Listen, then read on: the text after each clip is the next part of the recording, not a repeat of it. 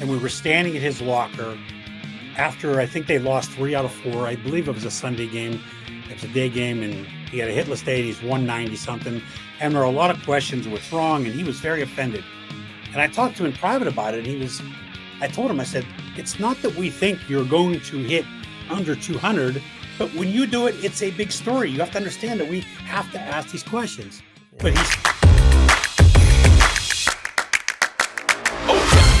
You just locked in with a crew of diehard sports fans who eat, sleep, and breathe everything from NFL football to news on the track with NASCAR and Formula One. This is the Sportsnaut interview, where we talk to the men and women making news in the world of sports. Now, let's dive into the conversation. Welcome back to the Sportsnaut interview, everybody. I am your host, Evan Grote, and today we are joined by Randy Miller, who is Yankees beat writer for 10 years now. He's covered the Yankees, and he covers the team for NJ.com. And today, the topic of our conversation is the great Aaron Judge and the remarkable start to the 2025 season that he is off to. And we're also going to touch on whether or not it's possible we will see a 400 hitter for the first time since 1941. Now, Randy, I know you're very busy. I know you're heading out to Sacramento to cover the series tomorrow. So we appreciate you making a few minutes in your busy schedule here for us today. No problem. Thanks for having me.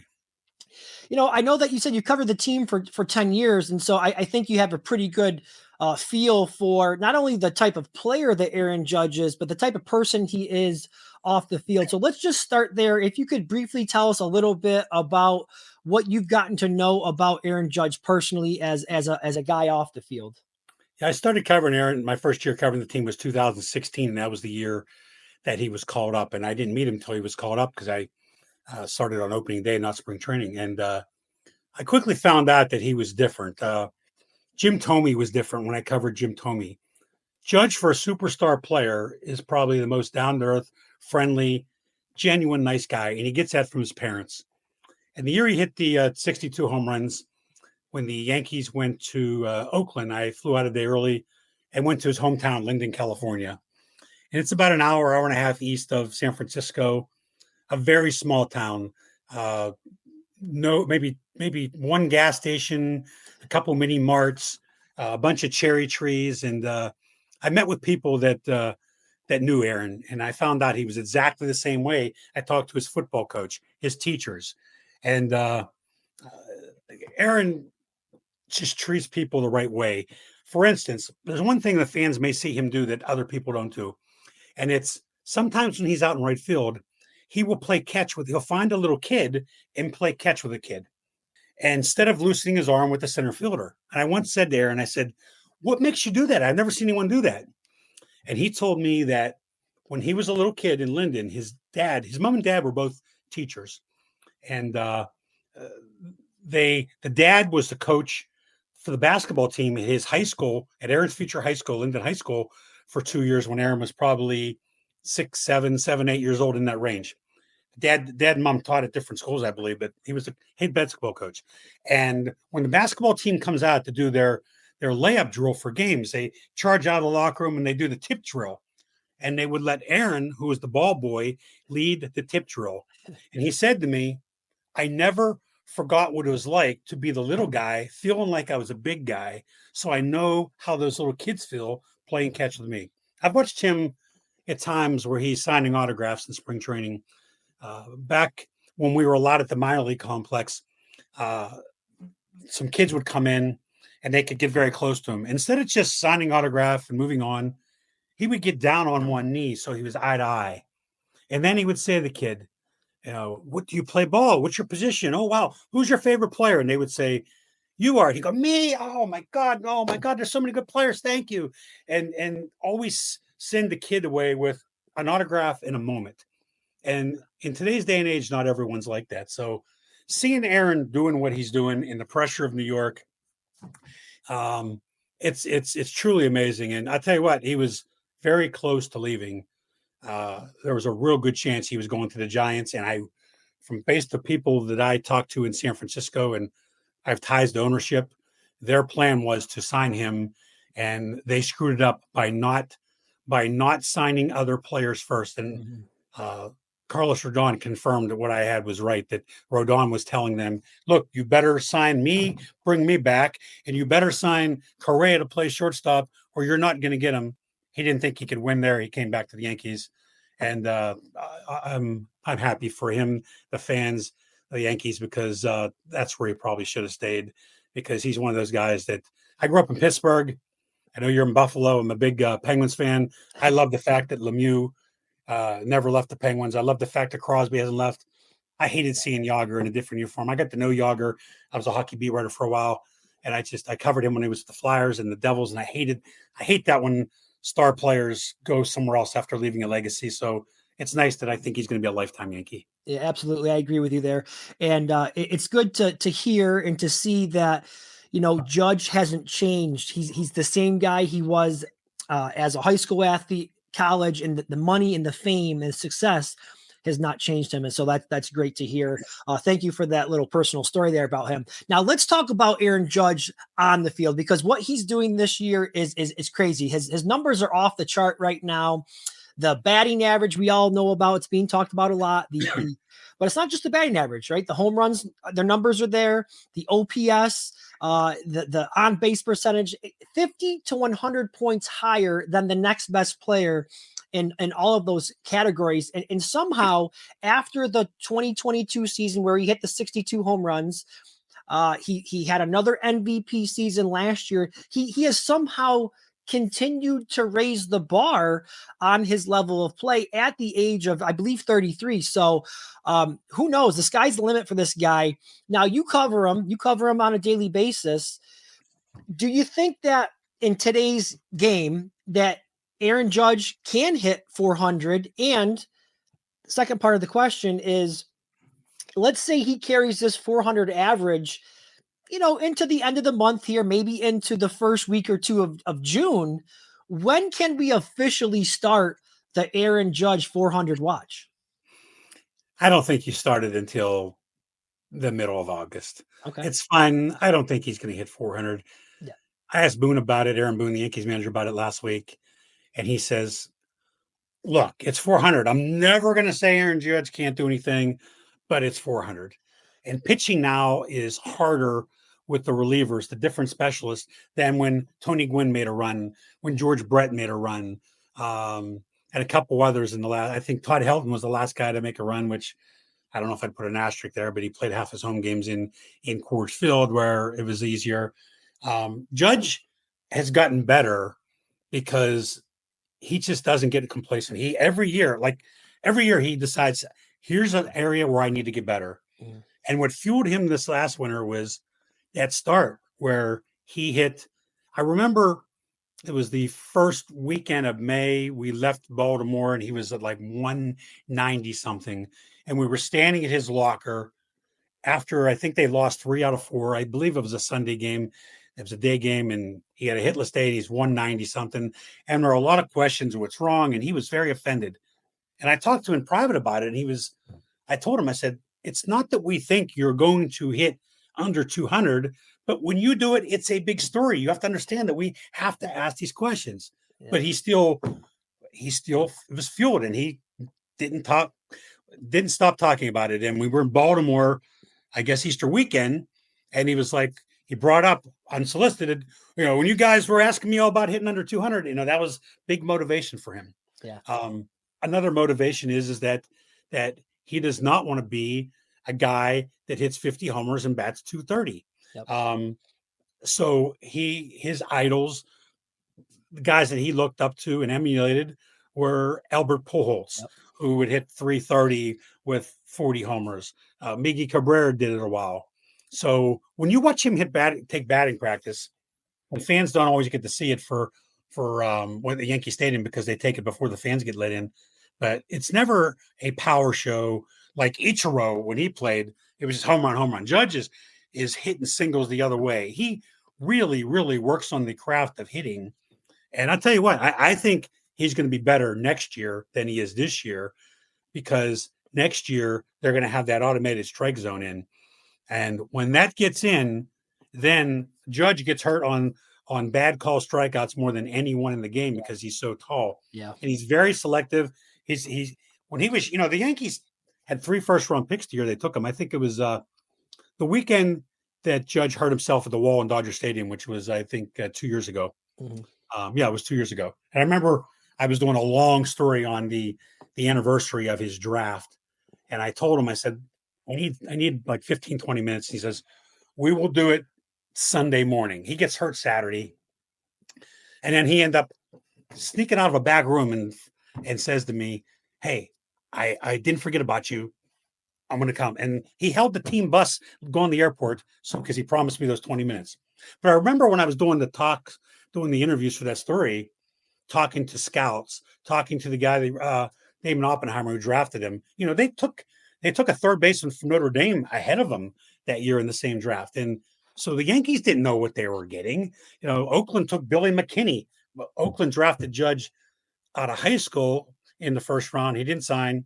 He went to or late round. I'm sorry, it was like 30th round. He didn't sign. Went to Fresno State, and then his junior year at Fresno State, he's a real prospect. They took Billy McKinney. A lot of people looked at him and thought he would be like Dave Kingman. For you younger fans, Kingman had some 40 homer seasons in the 70s and would hit 190 back before anyone was hitting 190. Now with analytic baseball, it's no big deal.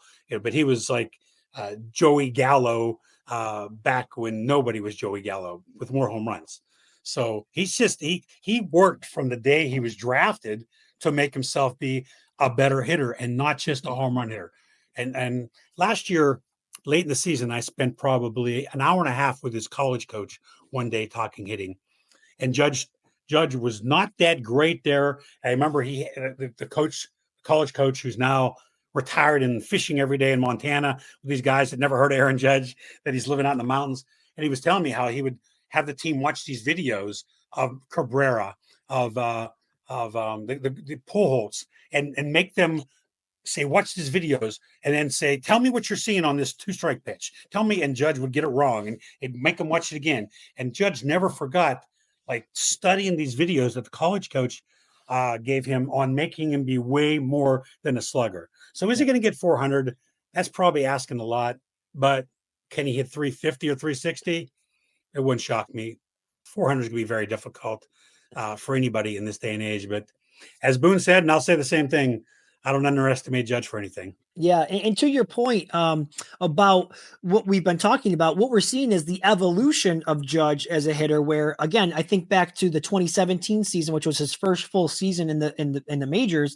He hit 52 home runs. He batted 284, which is still very respectable. But, again, in 2022, where he hit the 62 home runs, he batted 311. So, and you can see what he's doing now. So you talked about it. He wants to be not only known as a power hitter, but a guy like Albert Pujols, who can hit 330, 340 year in and year out. Now, the one area where he needs to improve in order to reach the status of a guy like Pujols is to continue to get that strikeout rate down a little bit more, which I think he's doing right now so far this year, and keep that contact rate up. So, but I do want to jump into a slightly different topic. It's still about Aaron Judge, but one of the other things that amazes me about Judge is that regardless of the cast of characters that are around him, and there's been a lot in the last 10 years of his career, whether it's a Didi Gregorius or Giancarlo Stanton. Last year, he lost Juan Soto. He's had Gary Sanchez and Anthony Rizzo. There's been a number of guys. This year it's Goldschmidt and Bellinger. It doesn't seem to matter who's in the lineup with him. The production remains the same for him. So he doesn't seem to be fazed by, players getting injured or players leaving in free agency, trades, whatever the case. He puts up numbers. What's your thoughts on that? He makes everyone better, and I don't know that they make him better. Yeah. Part of the reason for that is that he's just become so selective, and a lot of hitters will get themselves out. As Boone told me the other day, I think it was Friday, he says, if you make a good pitch on Judge, a perfect pitch, there's a good chance you'll get him out. I mean, the best players in the game, even Ty Cobb got out, he hit, 360 lifetime hitter. Even he got out 64% of the time or 66% of the time. So if you make your pitch, you can get him out. But in his case, he just doesn't chase as much as the other player. He's, look at Luis Ariz for for San Diego. There's a guy that's a single hitter. Judge almost has the same type of mentality. Now he's bigger. He's going to strike out more because he's so big. His strike zone is bigger, and his swing will get long at times. But he's going to make less poor swing decisions than most of the best hitters, and that's what allows him to still be great no matter who's around him. In Soto's case, he made Soto better. Yeah. Soto without him isn't quite as good, and that was a blessing they didn't bring Soto back, because they would not have Max Fried, they would not have Goldschmidt, they wouldn't have Bellinger, and they're a better team. And I believe the AL is very weak this year. I think the Yankees are still the best team in the AL, and I think they'll go get somebody at the trade deadline that will put them over the top to give them a shot to get back in the World Series. And then you get the World Series, who knows? I personally think San Diego is the best team. I like their pitching better than the Dodgers. The Mets, the Phillies, the Giants are all dangerous, but you already have to beat one of those teams. So if you get in, and it's still, I think, a great shot for the Yankees to do some damage this year. And as long as Judge stays healthy, that's the key is he's going to stay healthy, and they can't win without him. And look, he got hurt a couple years ago, and I think they were 10 over 500, and that year they ended up 82-80, playing without Judge for a couple months. So he's truly the most valuable player in the league, in addition to the best player in the league. I still think Judge is number one and Ohtani's number two. And I know Ohtani will pitch again, but Ohtani doesn't play the field. And I was talking to Bellinger about this recently too. It amazes me, having seen Judge's entire career, that he hasn't had a Gold Glove, because Judge is a tremendous defensive player, has a tremendous arm. I know part of it is he's played some center field. I mean, look, Juan Soto got a Gold Glove finalist last year, which was a joke. Clint Frazier got it one year, which is laughable. Bobby Abreu got a Gold Glove one year when I covered the Phillies, which was a joke. I don't take that seriously, but as Boone told me, people around baseball, they know how great he is defensively, and I think that's what makes him the best player. He also steals bases. I mean, he's not stealing like Ohtani, but if he wants to, he can steal 20, 25 bases. He's not going to steal that many, but he picks his spots and still gets 10 a year. Yep. Absolutely. Now, you brought up the postseason there. You brought up the World Series. And of course, that's the one area where Judge has really struggled. And that's maybe the one area where you could criticize him, is the production and the struggles in the postseason. I think last year it was magnified a little bit more because they did make it all the way to the World Series. We mentioned he lost Soto in free agency. So it seems like coming into this season, there was added motivation there for him. Do you think that he's playing this year, at least early on here, with a little bit of a chip on his shoulder? I think he plays every year with a chip on his shoulder. I think he feels like his career has a major void. He knows that he's a great Yankee. He won't talk about that because he's so humble. But he knows, he's talked to me about it, that when you look at the great Yankees, they all won World Series. He hasn't won a World Series. So he thinks that he doesn't deserve to be in that status until he wins a World Series. Now, if you say to him, Mattingly didn't win a World Series. Oh, Mattingly was, he Mattingly deserves it. If you notice with Judge, he has had a lot of home runs in the postseason. Does not have a low 200s batting average. I know that it eats at him. I know that the criticism that he has taken from that bothers him.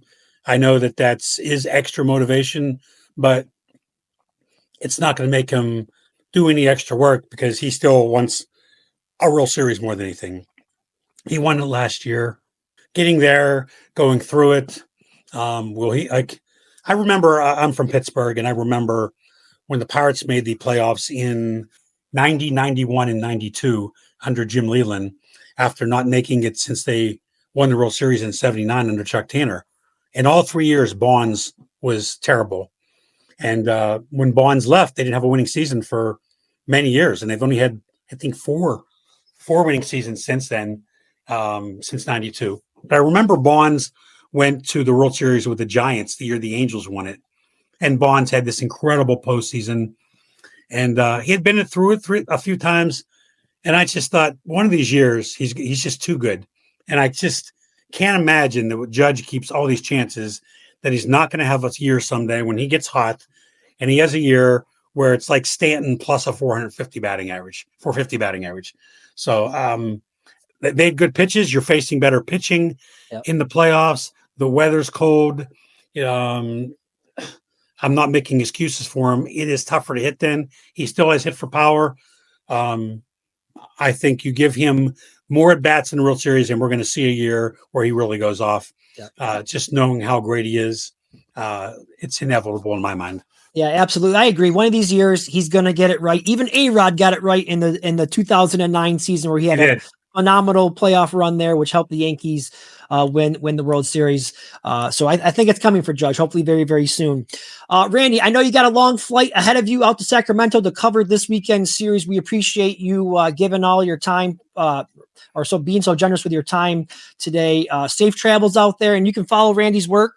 Find him on Twitter, on X, at Randy J. Miller, and find his work at nj.com. Thank you so much for your time today, Randy. Thanks for having me. I know there's a ton of Yankee fans up in New York. I did a lot of radio shows in Syracuse, and they're great Yankee fans. Just not football, right? You love your Bills up in Buffalo. Yes, this is Bills country, but they're you know, get one of these years. Pittsburgh. I rooted for Jim Kelly because he's close to Pittsburgh. That's but right. Great fans up there, and the Sabres, same thing. Great hockey town. Yeah. All right. Take care, Randy. Thank you very much.